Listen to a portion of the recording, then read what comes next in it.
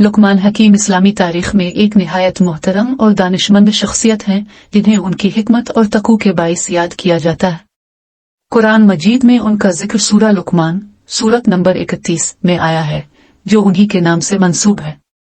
अगरचे कुरान में उनकी जिंदगी की तफसीलात बयान नहीं की गई, लेकिन उन्हें एक दाना और नेक इंसान के तौर पर पेश किया गया है जो अपने बेटे को नसीहत करते हैं। कुरान में लुकमान हकीम की दी गई नसीहतों में शामिल है शिर्क से बचना, क्योंकि ये सबसे बड़ा गुनाह है, अल्लाह का शुक्र अदा करना और वालिदैन के साथ हसन सलूक करना, नमाज कायम करना और नेकी का हुक्म देना और बुराई से रोकना, आजिज़ी इख्तियार करना और तकब्बुर से बचना। लुकमान हकीम नबी नहीं थे, लेकिन उनकी हिकमत और नसीहतों की वजह से उन्हें एक अजीम शख्सियत समझा जाता है। मुख्तलिफ रवायत के मुताबिक कहा जाता है कि उनका ताल्लुक अफ्रीकी इलाके मुमकिना तौर पर नूबिया से था और वो अपने किरदार और हिकमत के लिए मशहूर थे। इस्लामी रवायात और किस्से उनकी जिंदगी की मजीद तफसीलात पेश करते हैं, लेकिन ये सब तारीखी हकायक के बजाय रिवायती बयानात पर मबनी है।